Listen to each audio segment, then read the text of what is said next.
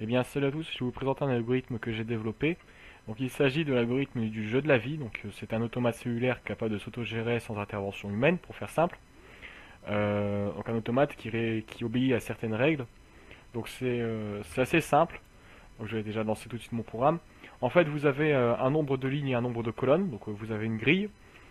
Dans chaque ligne et chaque colonne, vous avez une valeur. Donc, on va tout de suite, par exemple, commencer par créer cette grille.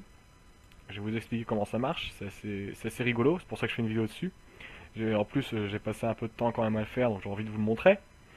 Donc j'ai une grille avec que des zéros. Donc 0 représente une cellule morte en fait, alors que si je clique, je change la valeur de santé de ma cellule, je passe en 1, c'est-à-dire que ma cellule est vivante. Et en fait, l'automate va s'autogérer parce que les cellules vont obéir à des règles. À savoir que les règles sont les suivantes, c'est que si une cellule en vie a deux ou trois voisines, elle reste en vie. Par exemple, cette cellule-là, que j'ai ici, a comme voisine celle-ci, celle-ci, celle-ci, celle-ci, celle-ci, celle-ci, celle-ci. Donc elle a au maximum 8 voisines. Et au minimum 3. Par exemple, celle-là n'a que 3 voisines. Donc l'intérêt de cet algorithme, c'est qu'il est capable de s'autogérer. Bien sûr, il y a aussi une autre chose. C'est qu'une cellule en vie meurt dans l'autre cas. C'est-à-dire que si elle n'est pas côte à côte avec deux ou trois cellules en vie, elle meurt. Vous l'avez compris, je pense.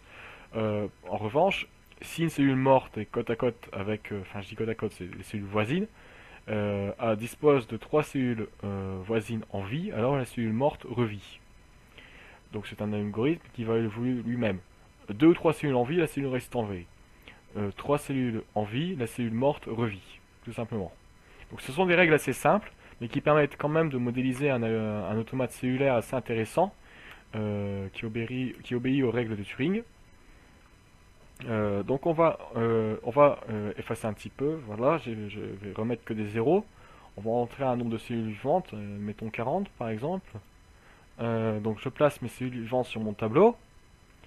Ce qu'on pourrait faire, c'est faire une seule étape, en faire un certain nombre que j'entre. Mais moi, en fait, ce qu'on va faire, nous, c'est qu'on va démarrer l'algorithme qui s'arrêtera quand il va découvrir une structure stable. En fait, une structure stable, c'est quoi? C'est un état où l'automate n'évoluera plus, parce que aucune des cellules ne va mourir ou revivre, parce que toutes les règles ne concernent plus les cellules.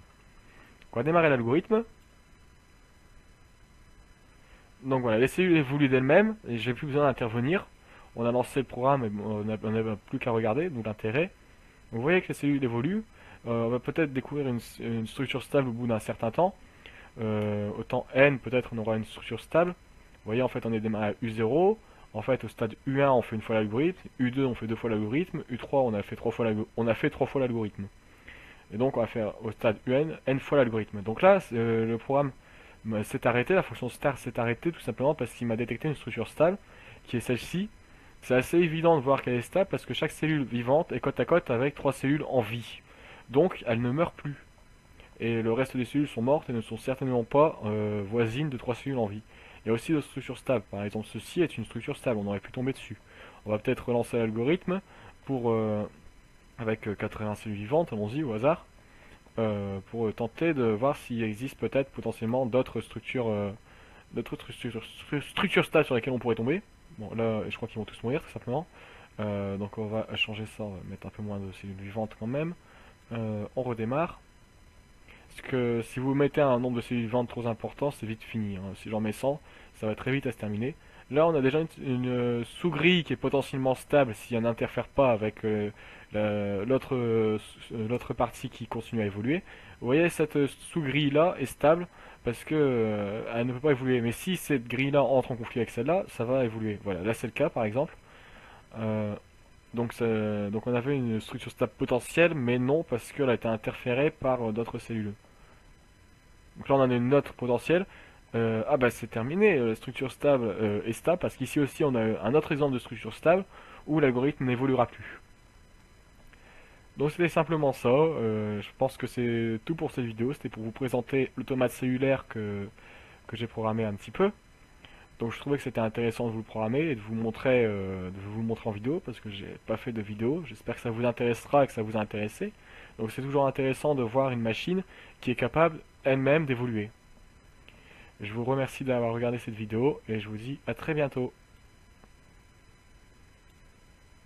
Peut-être que vous voulez voir le programme. Donc je vais vous montrer le code source. Donc le code source. Alors là, ça vous intéresse pas, c'est la partie textuelle. Moi, j'ai fait une partie qui est graphique. Donc là, ça c'est la partie algorithmique. Alors là, voilà, là, l'étape suivante, la liste des vivants, le calcul du nombre de cellules voisines, le placement des cellules en vie, les valeurs des cellules, ça c'est une méthode toute simple, le placement manuel, différentes versions de gestion parce que il y a un algorithme qui va simplement détecter une structure stable globale et une autre algorithme qui va détecter une sous-structure stable potentielle. Parce qu'une sous-structure est peut-être stable, mais elle peut encore être interférée par une structure qui n'est pas stable ailleurs. Donc là, c'est pour la modélisation graphique, l'initialisation de tous les boutons. Euh, Ensuite, le démarrage, le nombre de fois qu'on veut répéter l'algorithme si on nous le demande. On admettra un maximum de 1000 qui interviendra dans une autre fonction. Bon là, les fonctions qui permettent de remplir avec des 1 et des 0, faire une fois l'algorithme, actualiser la fenêtre TK-Inter, récupérer le nombre de lignes dans les différents boutons, le nombre d'étapes, ici quelle est cette fonction ouais, ça c'est mettre des cellules vivantes en fonction du nombre qu'on a demandé. Ici c'est pour changer la valeur de mes boutons si j'ai besoin de le faire. Par exemple, admettons qu'une cellule soit morte ou vivante, il faut le faire à l'écran aussi. Là c'est le constructeur des boutons avec le déblocage des boutons, des autres boutons une fois que j'ai entré par exemple.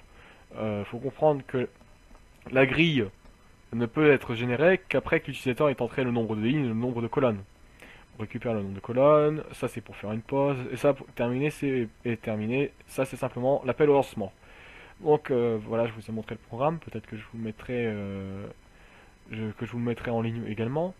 Vous l'avez ici. Je vais peut-être le mettre aussi en ligne pour que vous puissiez le télécharger. Et je vous dis merci à vous d'avoir regardé. N'hésitez pas à vous abonner et à très bientôt.